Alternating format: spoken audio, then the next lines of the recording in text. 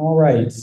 Hello, everyone. I'm Trevor Power. I'm the art gallery curator here at MCC. I just want to thank you all for coming out for this artist talk today with Cole Pierce.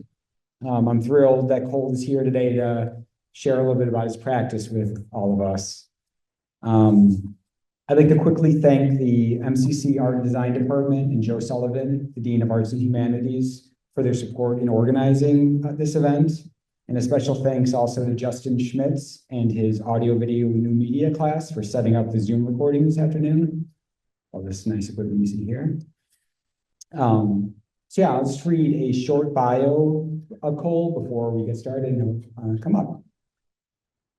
Chicago-based painter Cole Pierce received his MFA from Northwestern University and a BSS in Art and Sociology from Cornell College.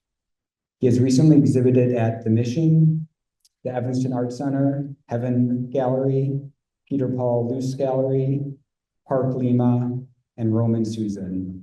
He received DCASE grants in 2016, 17, and 19, and was an Association of Icelandic Visual Artists resident in Reykjavík, Iceland. In 2016, he completed his first major public work, a 60 by 11-foot mural in the Roger Park neighborhood of Chicago. So if you will, please join me in welcoming up Cole Pierce.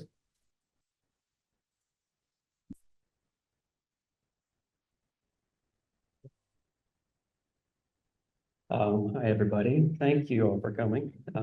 Thank you, Trevor. Been very easy to work with him. He made it this whole process easy. So again, my name is Cole. Let's see, let's just keep it loud. I have been working in Chicago as an artist for 24 years now. What I'm going to do tonight is I'm going to give you a kind of brief history of my work, to go through some of the older pieces, just a selection of them to show the progression of my practice, touch on the general theory behind my work, and talk quite a bit about the process and materials.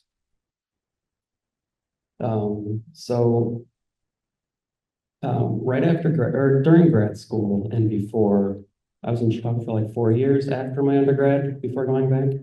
I was an interdisciplinary artist. I made paintings, collage, found art, sculpture, video, sound art. It's like kind of a little bit of everything. At that time, I was finding and making flickering moments, which I thought of as metaphors for epiphanies. And then in the kind of couple of years after graduate school, I had a realization that my conceptual work had a lot in common with the op art movement in the 60s and 70s.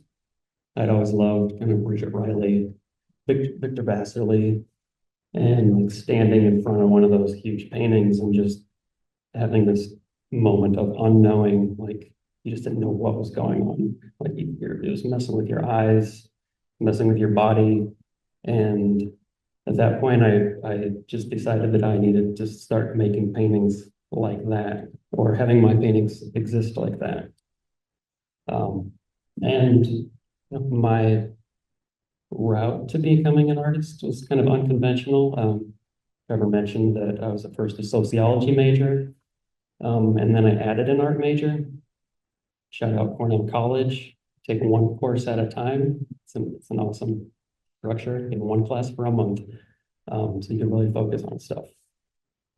But I didn't take a lot of the kind of foundational painting classes. So when I decided I wanted to do this and make art like this, I kind of taught myself, talk to people, and figure out how the masking process worked. If you're unfamiliar, masking is you have the painter's tape, but then on the surface, seal the edges with an acrylic medium or any kind of paint, really. But then and then paint over that, take it off, and you get these kind of straight lines. And I picked triangles at first. For like 4 years, I was making paintings of just triangle fields. And I chose this in really kind of a dumb way, because I just took that roll of painter's tape and put a huge gouge into it so I could peel off like a like an 1/8 inch thick piece of tape and put it on here, and then carefully try to tape off these like triangle pieces. And then you peel that off with with tweezers, cover the whole surface of it, and kind of just played with that format for a long time, trying different color gradients, lots of different color schemes. I was really into trying to make these perfect, but then letting some imperfections happen, like at the bottom of this, where you see it kind of getting a little glitchy. The theory that I was kind of excited about was that this was like a collision of different systems. The grid represents kind of rational thought, and then these little imperfections were just like the messiness of humanity, the messiness of everyday life, kind of seeping into that. This is in 2013. I started adding a layer, kind of just exploring a lot of different kinds of patterns. So this is a fractal design called the Sierpinski triangle pattern, and played with ways to make the surface kind of go in and out and kind of look like waves on a water or something. And then in 2015, I had the solo show at Roman Susan. It's the small artist run gallery in Rogers Park. I would walk by it on my way to the train, kind of met the people that ran it. And it's a weird space. It's not really set up for traditional paintings. There's a lot of installation art and performance-based things that happen there. So when they let me have a show there, I decided just to turn the entire space into a painting and place work on top of this kind of encompassing wall painting.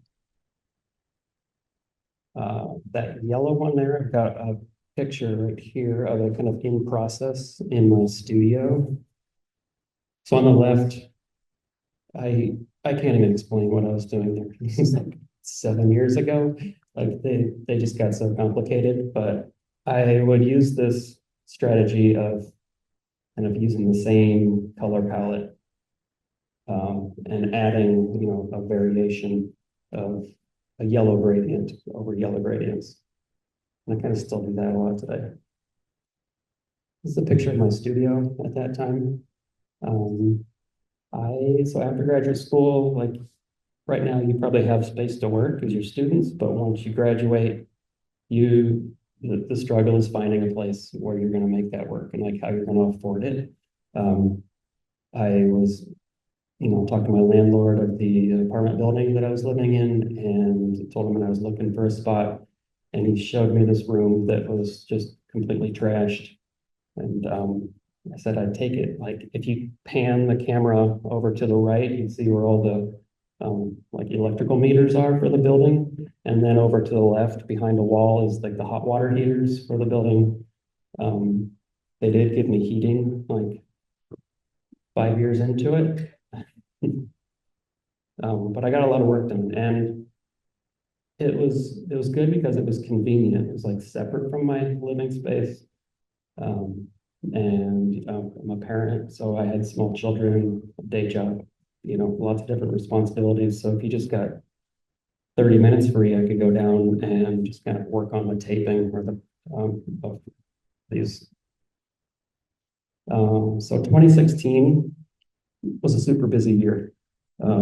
I had a show planned at Mission Projects. It's a commercial gallery. It was in the Westtown neighborhood. The gallery space isn't there right now, but the projects still exist. And I had developed my work into, instead of just exploring different patterns and ways to kind of arrange triangles in a way, to combining two different patterns, or like introducing these circle shapes into it.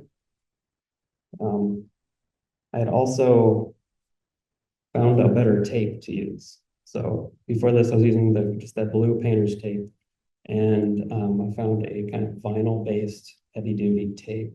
It's the exact same kind that you use to like mark off those lines in the basketball courts in the gymnasium.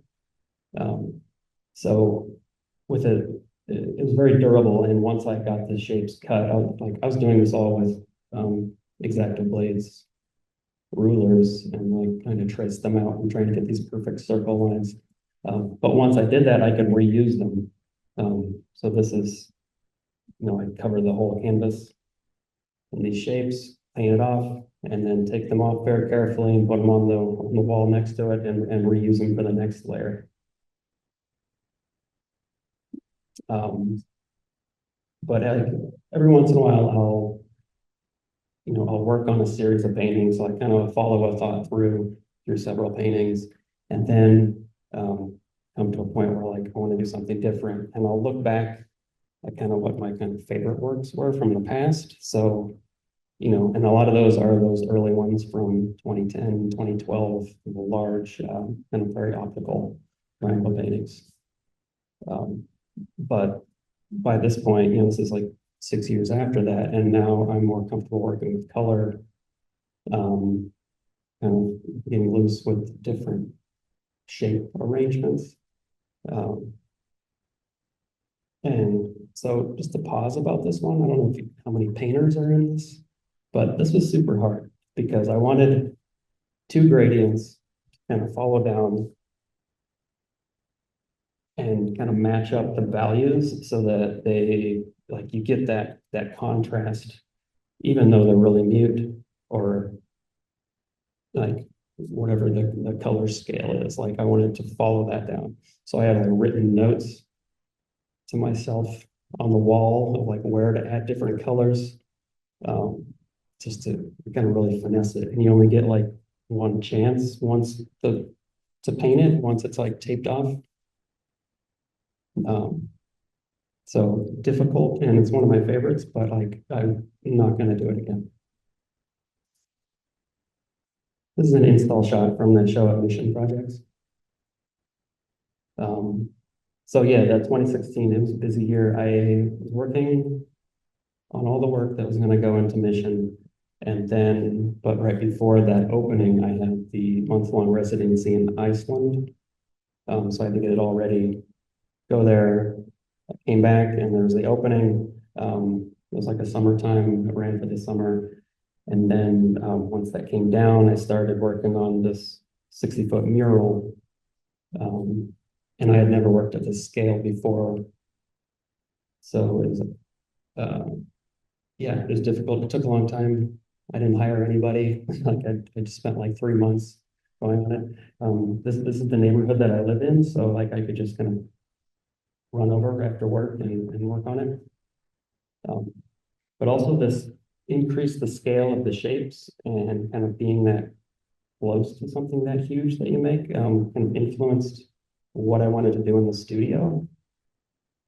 And like at this time, like maker spaces were just kind of getting going, and people were talking about these digital fabrication tools. I have decided that I wanted to, like, people were telling me about like, oh, have you ever tried to use a vinyl cutter?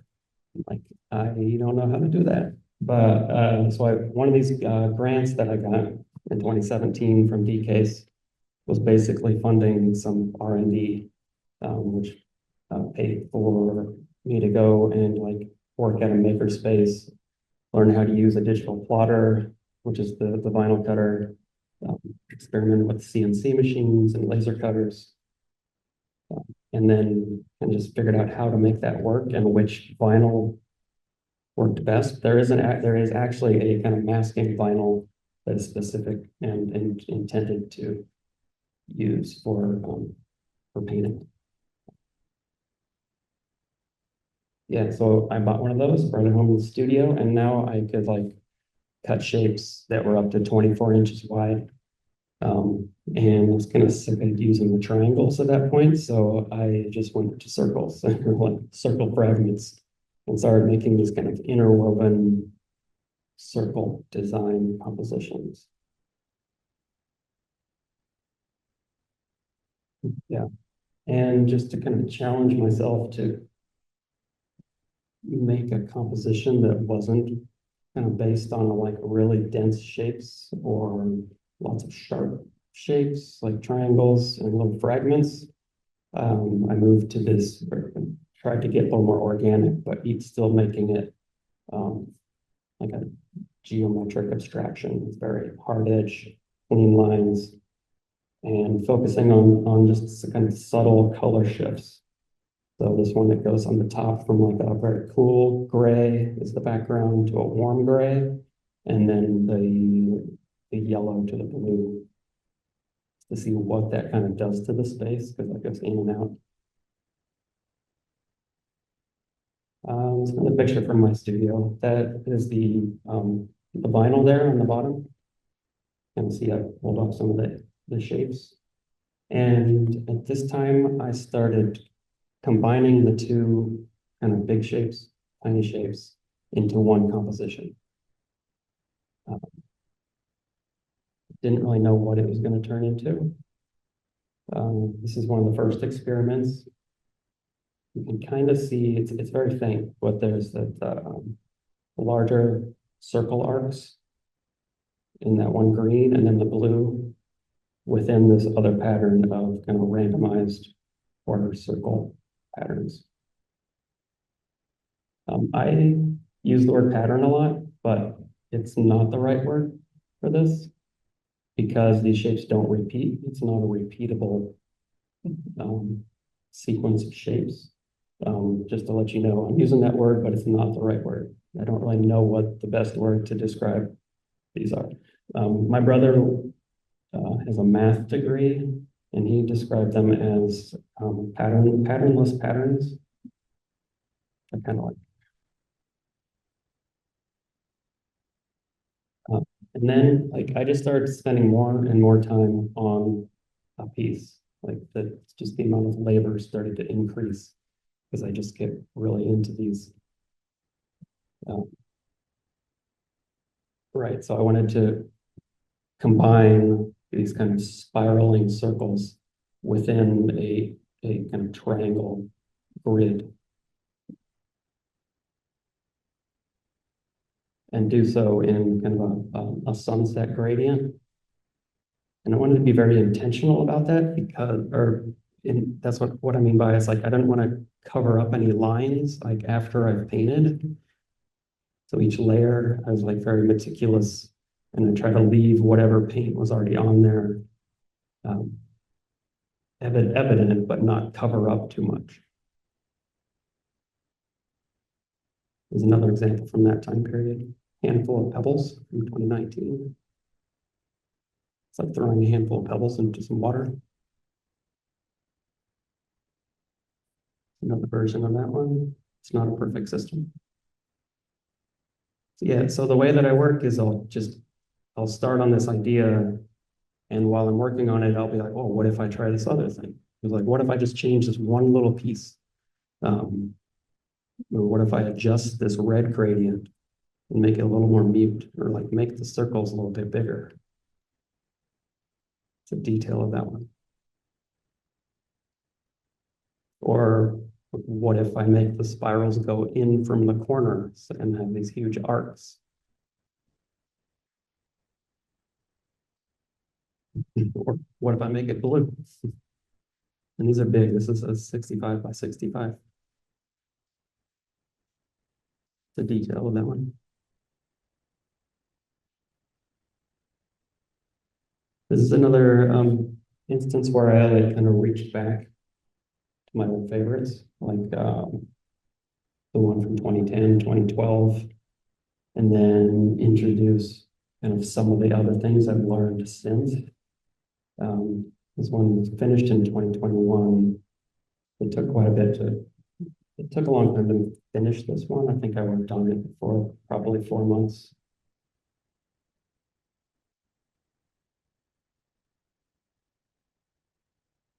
Which led to this one. Made a video documenting this. See if this plays. It's also music. It's 1 minute long.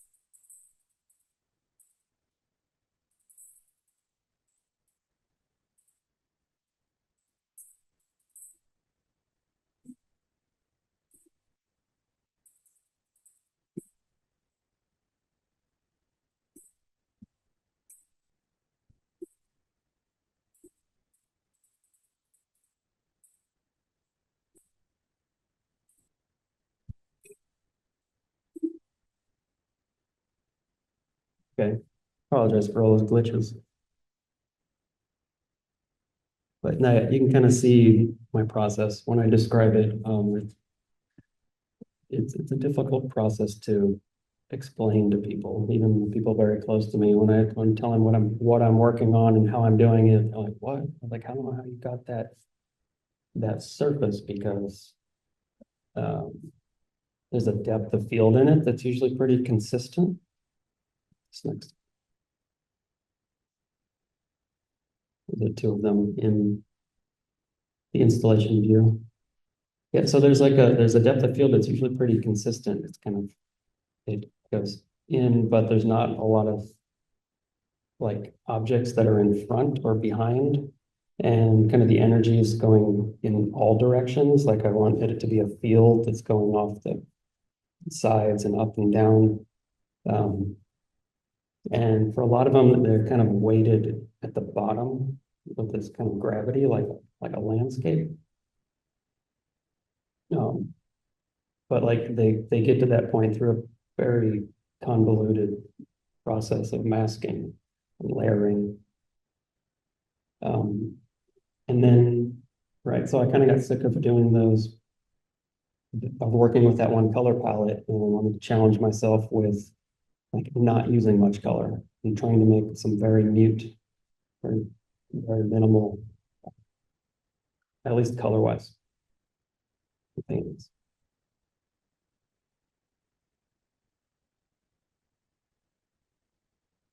This is one of the fairly new series that I've been working on with these circle.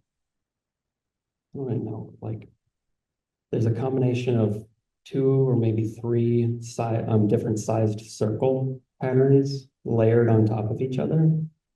And I layer them in a way so that I know that later on they're going to get filled somehow, so that one color doesn't go like in the foreground or in the background.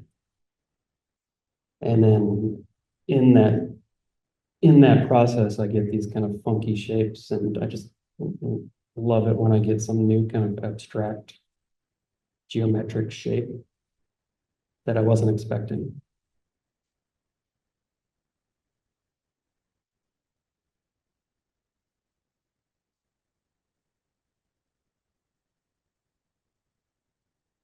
Here's these to show you the different variations.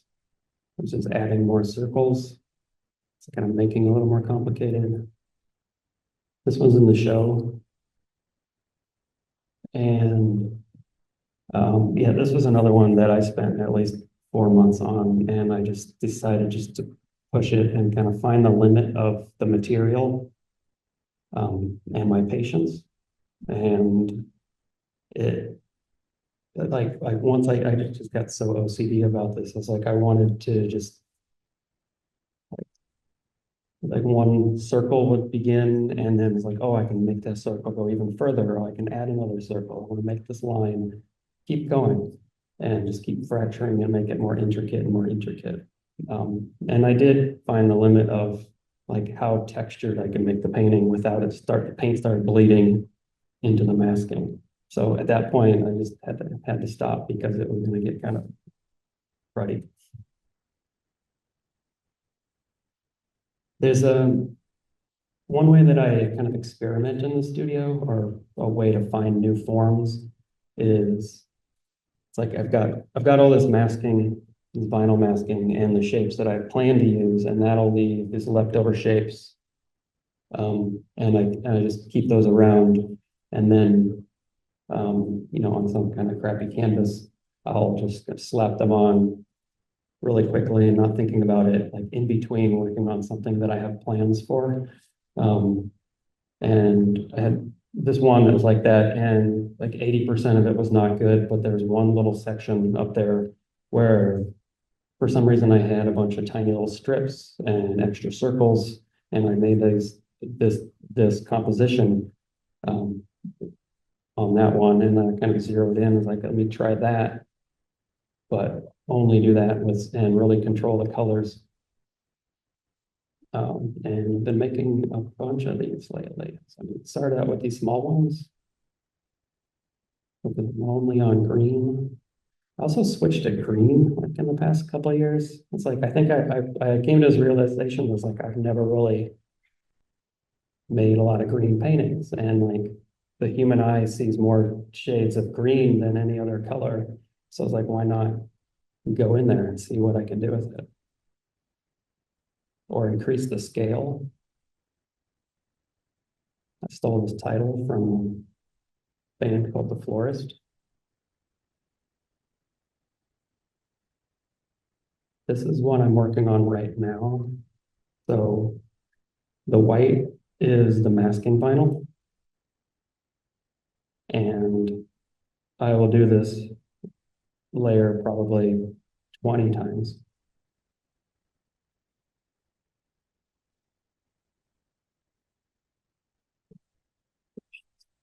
See, this is glitchy. It's really fun to take the tape off.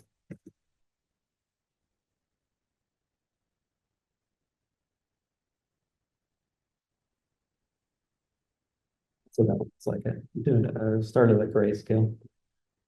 I don't work with black and grayscale very much, but it's, as you do it in class a lot, you do tonal studies of what you're working on, and you can get a different glimpse into what structures are happening in the composition without the saturated colors. If you've seen those small ones up in the gallery, the kind of are very dense and have the crazy gnarly edges. This is one of the first ones from 2022, and I wanted just to make a small version of something I'd done a few years ago. But when you're using the tape and it's like really narrow on the edge, then it gives more surface for the acrylic medium to catch and the paint to catch. And if I'm repeating those layers over and over, it's going to build up. And I got really interested in this, adding an aspect of kind of the objectness of the painting, which is usually very optical, is now an obvious object. And kind of just went all out on that, trying to get it very intricate.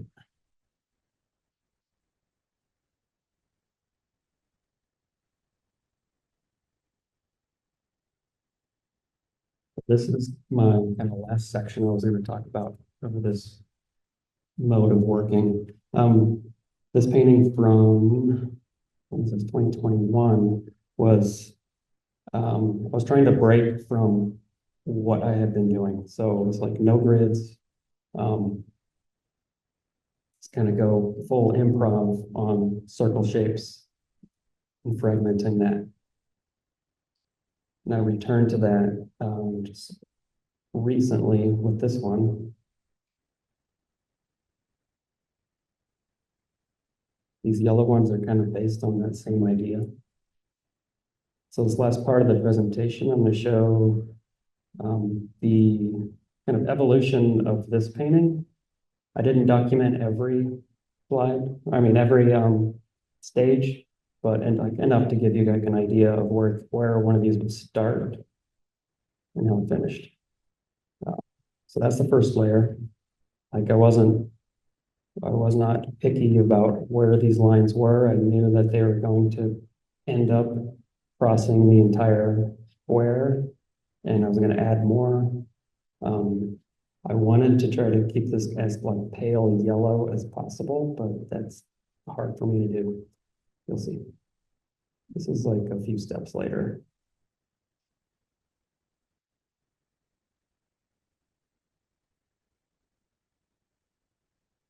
And like as I'm working, like I always don't have like the end result planned out, so I can react to what I'm making, and then like, oh, I think this one is gonna go orange, or then it's gonna go yellow, or then I mess it up and have this weird mauve.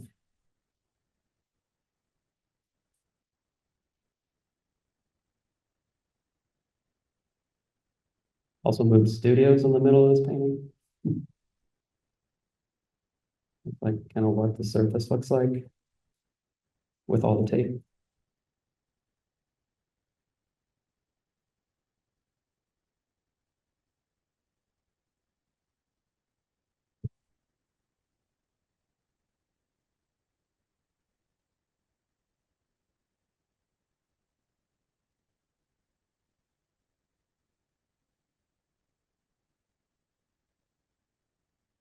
Ah, look at that.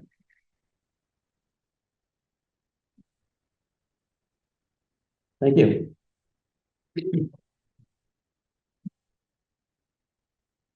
Would love to answer any questions. Yeah, we have a couple microphones. People have questions, you can raise your hand. I have a question about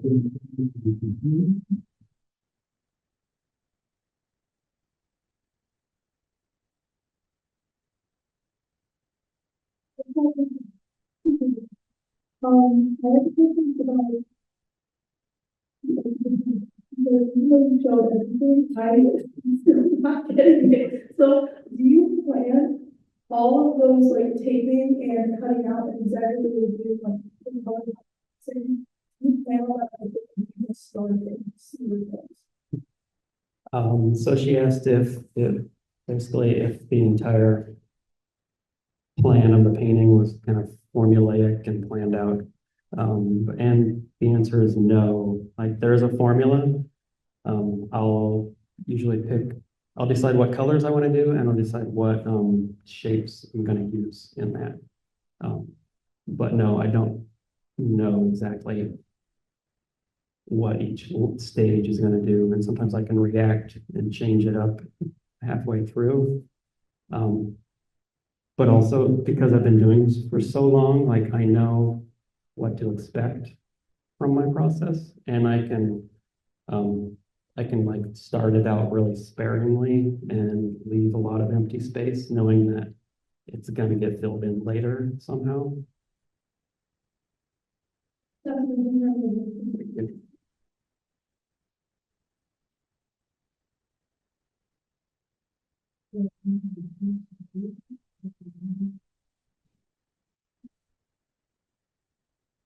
Yes, each layer is a new mask of my intent.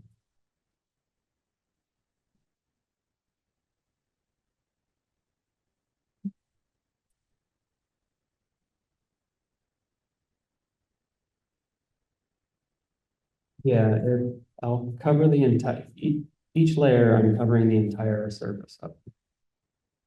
So I'm not working on like little parts of it at a time.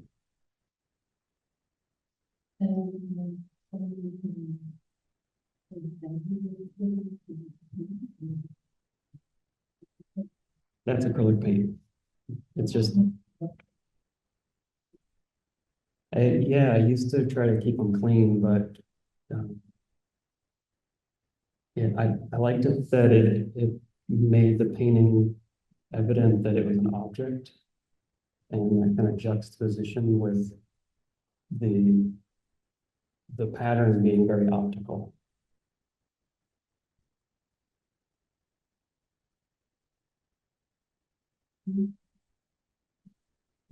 Yes.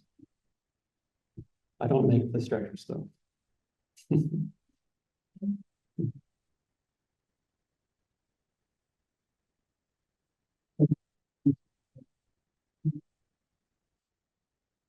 Um,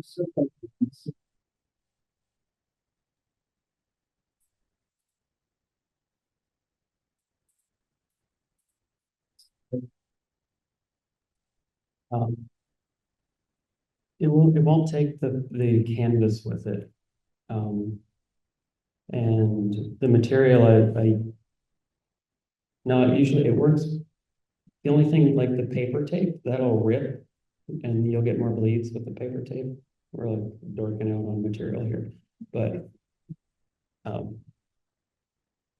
and it really depends on kind of the grit of the surface. Like canvas works well because there's some texture in there. If I make it too smooth at first, it'll stick to the paint too much and it'll pull the paint up.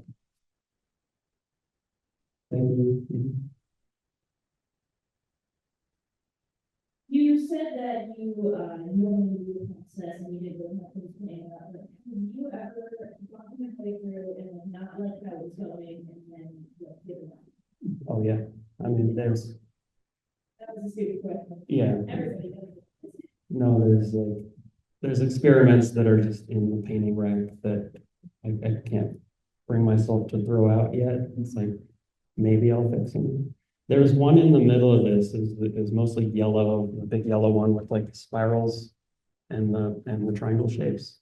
And that one I had worked on and then wasn't happy with it and put it away for like 2 years.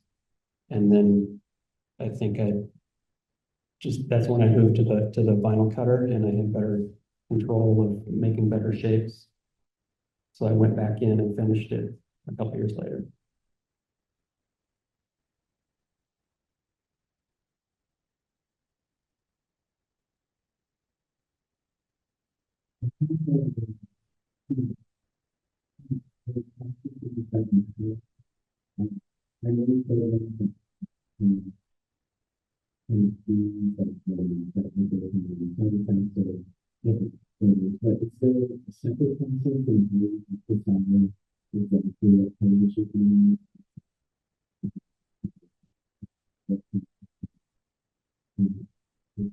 Yeah, so he asked how I choose the color palettes.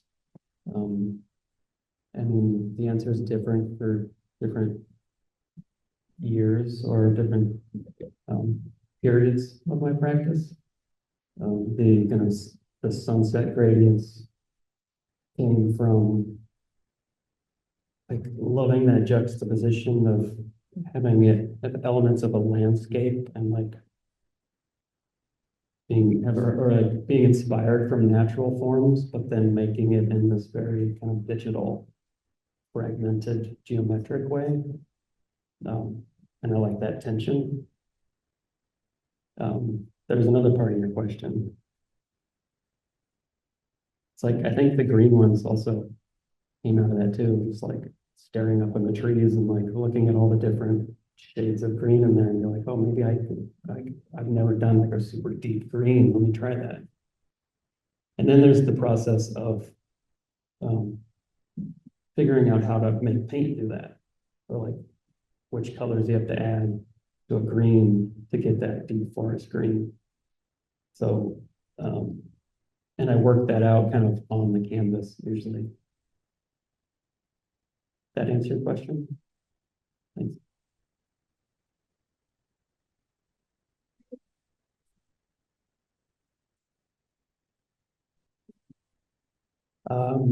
It changes all the time. I think it is, what is it? Like a robin's egg blue. Mm-hmm.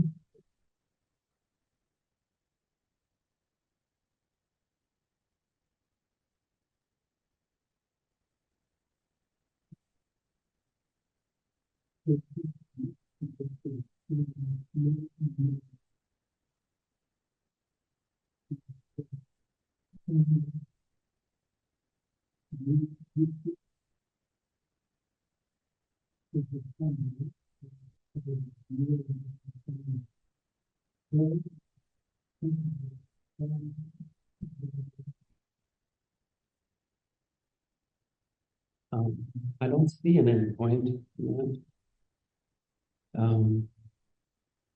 You know, when the COVID lockdown happened, I had a lot of time in the studio, and like my sense of time was messed up in that too. So that's when it really, I kind of just went all in. It was like, this one painting is going to take as long as it takes, and I'm not going to worry about the amount of labor that goes into it. But that also kind of set a precedent for my practice and for what I'm doing. And, you know, when I start one now, I know that I'm going to be working on it for 3 months. But I don't plan on making them even more intricate, but that's probably what's going to happen, like, at this point.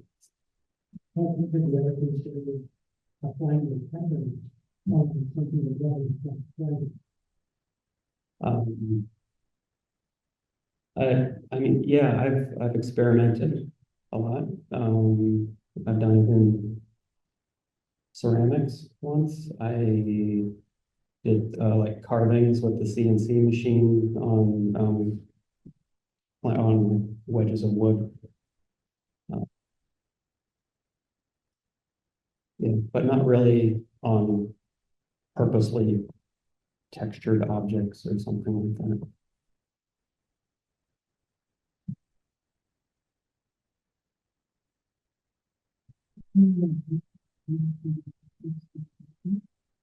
Which one? Oh yeah, that was. It was. And who paid you for that? The city or art school? It's the city, so it's through the ward, and they put an open call out for commissions, and I won the commission. Thank you.